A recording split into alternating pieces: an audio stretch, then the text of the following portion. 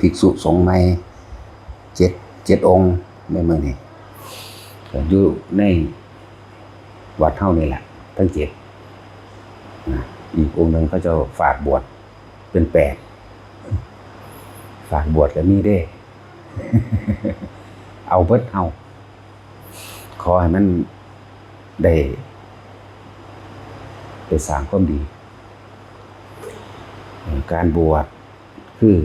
การเห็นคุณค่าของชีวิตของเจ้าของเองการเห็นคุณค่าของธรรมะคำสอนที่เพิ่นว่าการบวชสำคัญที่ใจคำว่าใจนี่คือผู้รู้ใจกับผู้รู้ก็คืออันนี้แหละใจจิตผู้รู้อันเดียวกันรู้ยังล่ะรู้ความหมายของธรรมะแล้วก็ประกอบกับประสบการณ์จริงในชีวิตจริงของเจ้าของเองที่พระพุทธเจ้าเพิ่นสอนแม้ความเกิดก็เป็นทุกข์เพราะว่าความแก่ความหิวความร้อนความหนาว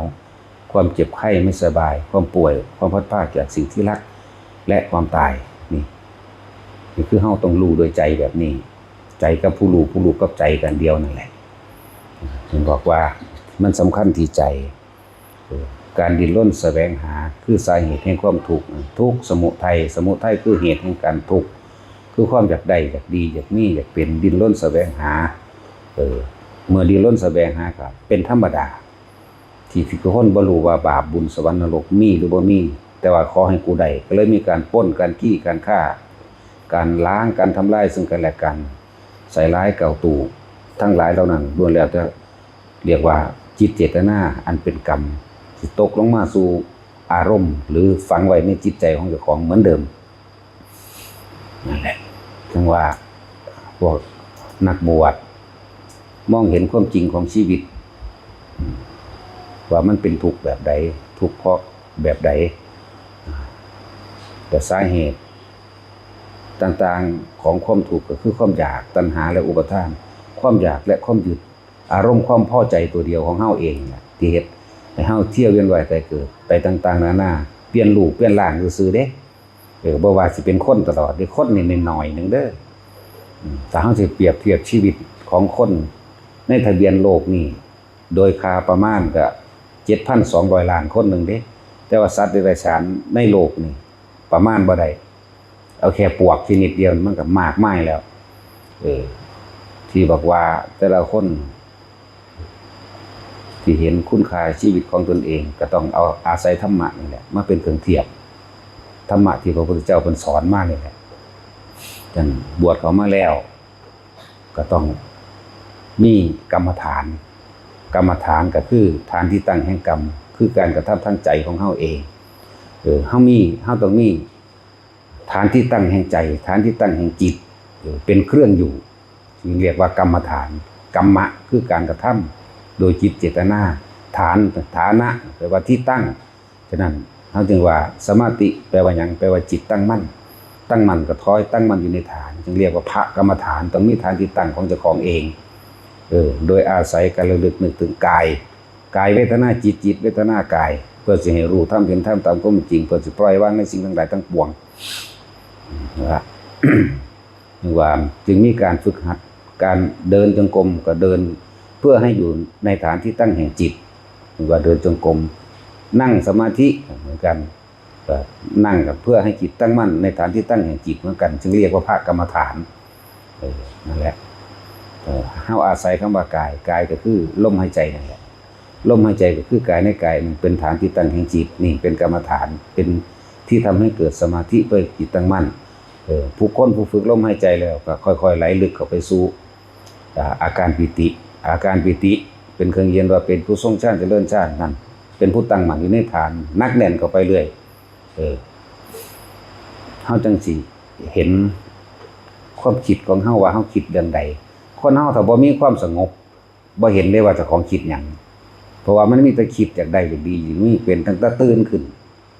นอนขึ้นปั๊บความคิดของคนไปหาเงินหางานโลดหาเงินหางานหาคนนั้นหาคนนี้หาอยู่หากินไปเรื่อยๆเลยบ่รู้จักว่าสิ่งนั่นแหละเพิ่นว่าอวิชชาแปลว่าบ่รู้ว่าสิ่งที่เฮาปรารถนาความสุขความสมหวังทั้งหลายความอยากได้ดังใจทั้งหลายนั่นแหละเอิ้นว่าอวิชชาก็ดีเฮ็ด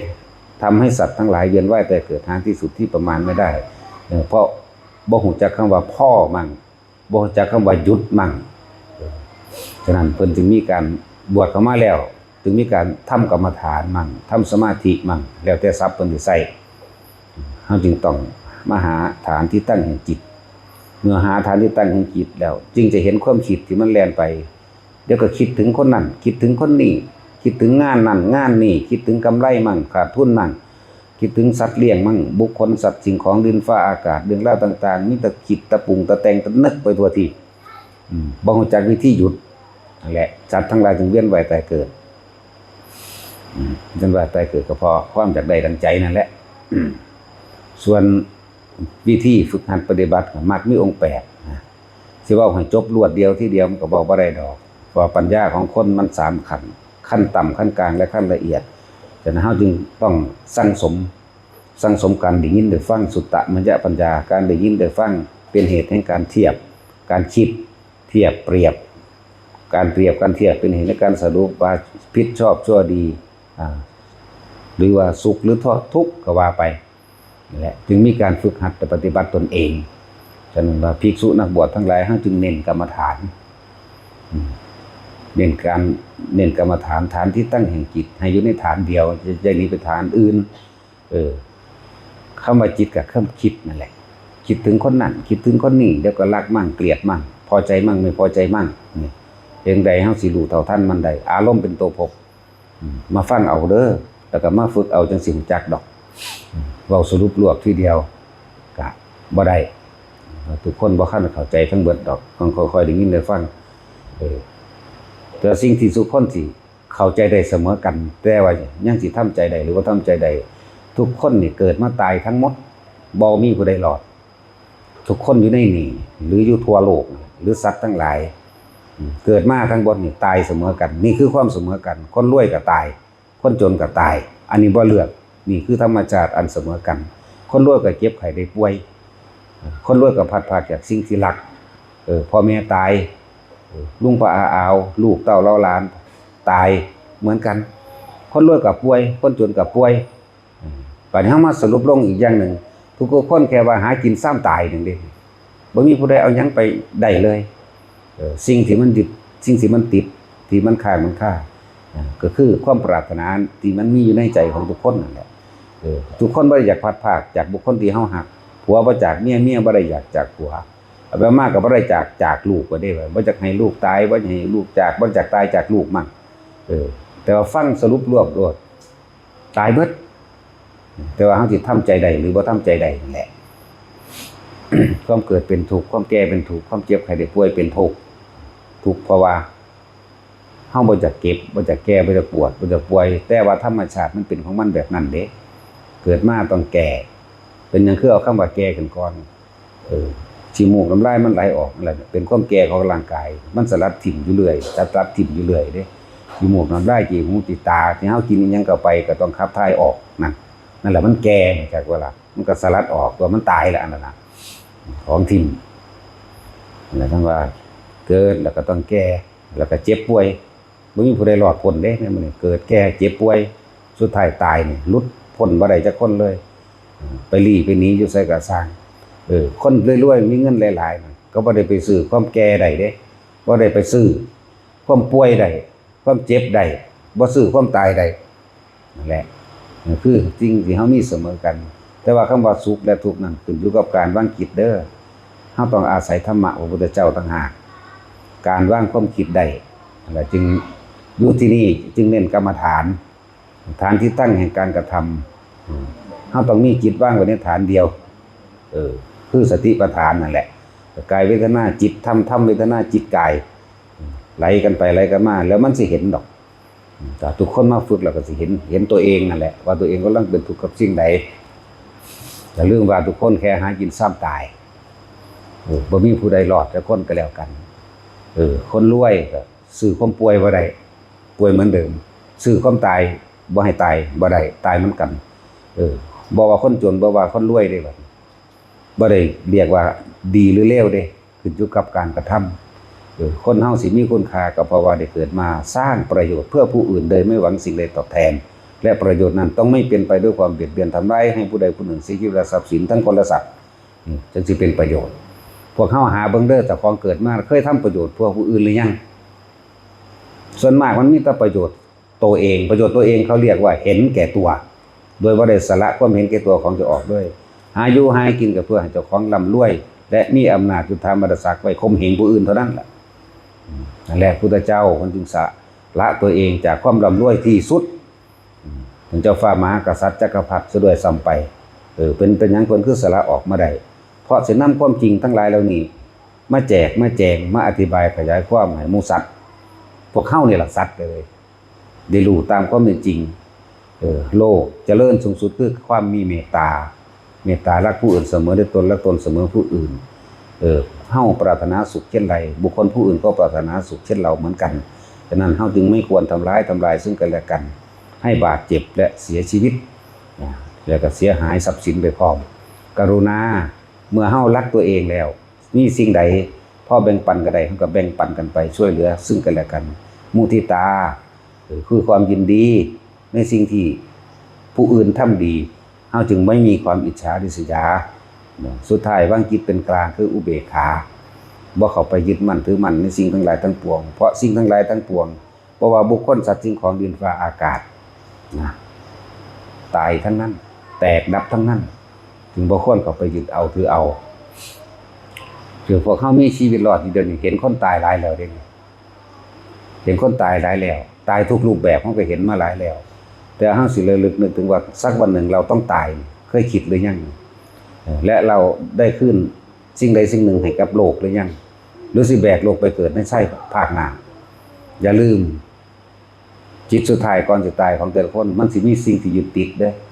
บางคนก็ยึดติดเมียตายให้กับเมียบางคนยึดติดผัวตายให้น้ำผัวบางคนตายเองบัดนี้คิดถึงลูกถึงหลานถึงทรัพย์สมบัติคิดถึงเมียคิดถึงผัวผู้สิตายเองตัวนั้นล่ะ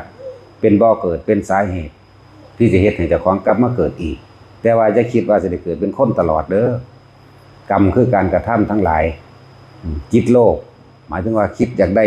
อยากดีอยากมีอยากเป็นกับผู้นั้นผู้นี้มีอิจฉาริษยามีการคิดหวังทำลายผู้อื่นเมื่อใดเนี่ยที่เราคิดทำลายให้บุคคลผู้ใดผู้หนึ่งเสียชีวิตและทรัพย์สินเมื่อนั้นจิตตอนนั้นเป็นจิตของสัตว์นรกจิตสุดท้ายก่อนที่ตายไปคิดถึงคนที่เฮาเกลียด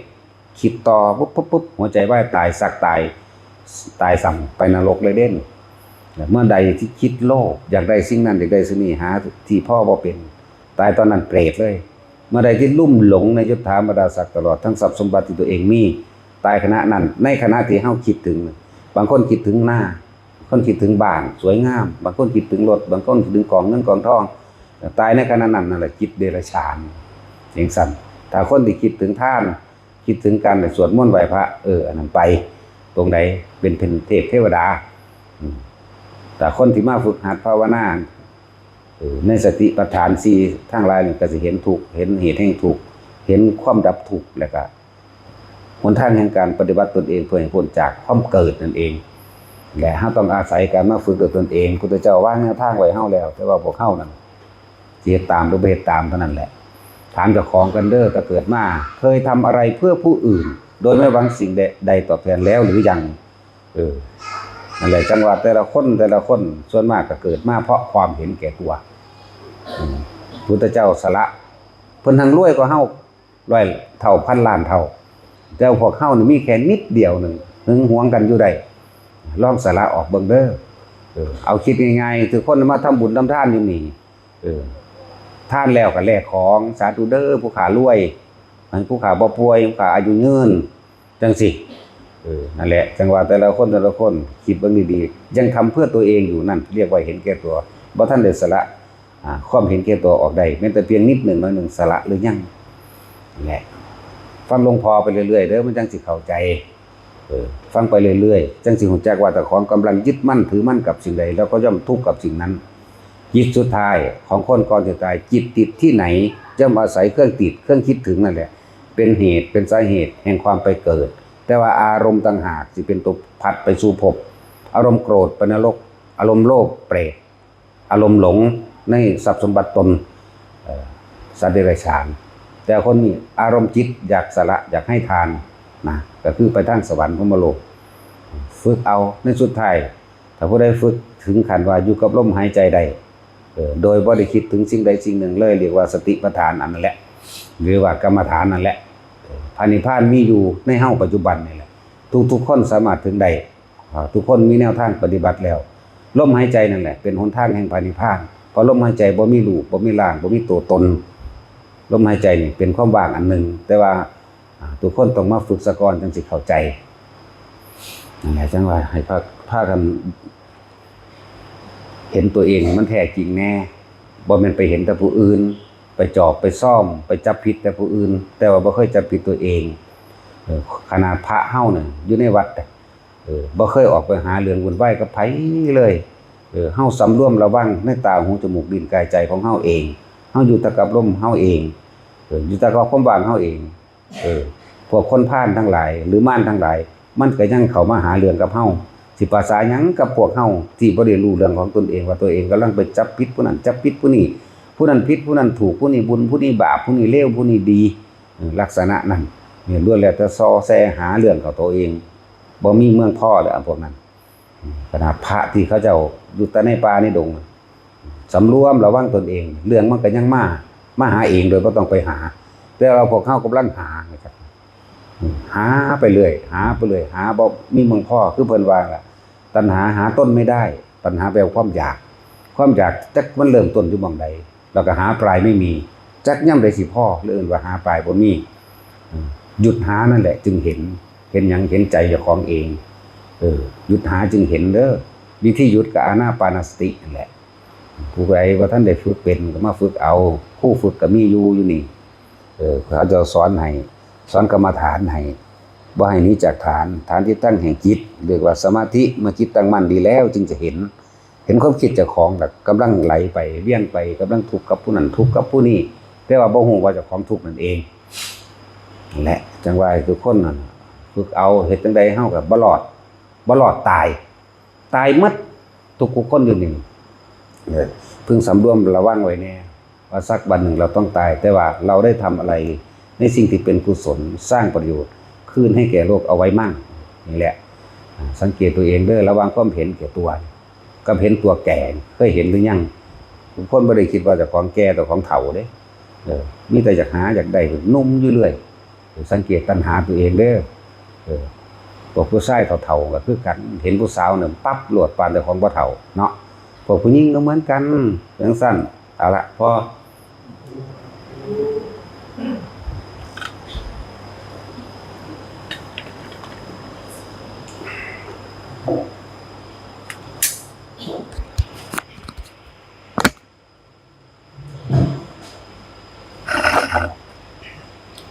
ยะถาวาริวหาภูราภริปุเรนติสาครังเอวะเมวะอิโตทินังเปตานังอุปปปติอิชิตังปฏิตังตุมหังคิปะเมวะสมิจตุสัพเพปุเรนตุสังกปาจันโทปะญะระโสยะถามณิโสติระโสยะถาสัพพิติโยวิวัชชันตุสัพพะโลกวินาศตุมาเตภวัตวันตรายโยสุขีทีขายุโกภวะอาภิวาทนาสีลิสานิจังพุทธาปัจจายิโนตัตตาโรธัมมาวันตันติอายุวันโนสุขังภา